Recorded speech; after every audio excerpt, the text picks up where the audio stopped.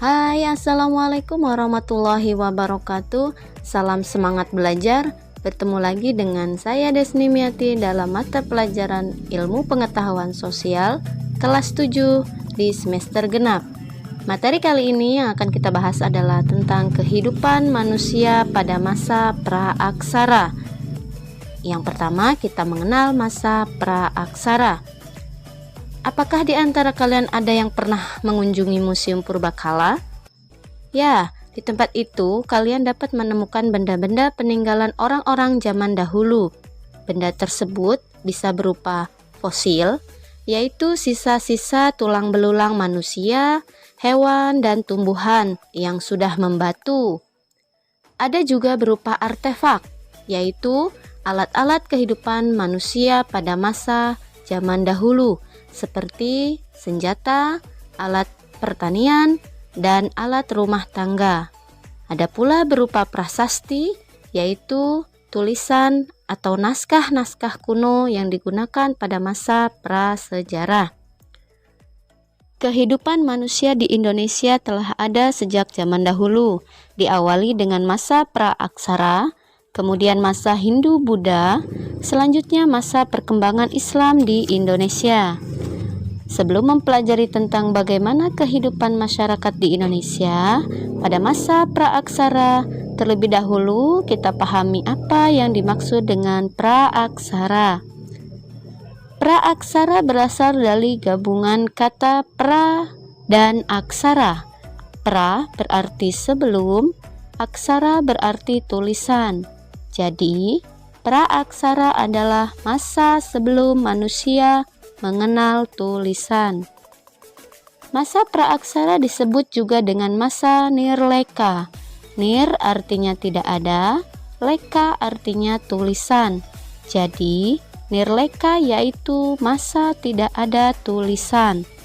Masa praaksara dikenal juga dengan masa prasejarah. Aksara atau tulisan adalah hasil kebudayaan manusia. Fungsi utama aksara adalah untuk berkomunikasi dan membaca sesuatu. Sekelompok manusia yang sudah mengenal tulisan biasanya meninggalkan catatan-catatan dan naskah kuno berupa prasasti. Dari catatan itulah kita dapat mengetahui kehidupan orang-orang pada zaman dahulu. Nah, maka akan muncul pertanyaan, kapan waktu mulai masa praaksara dan kapan waktu berakhirnya? Masa praaksara dimulai sejak adanya manusia, dan waktu berakhirnya masa praaksara adalah setelah manusia mulai mengenal tulisan. Berakhirnya masa praaksara, setiap bangsa berbeda-beda. Masyarakat Indonesia mengenal tulisan sekitar abad ke-5 Masehi.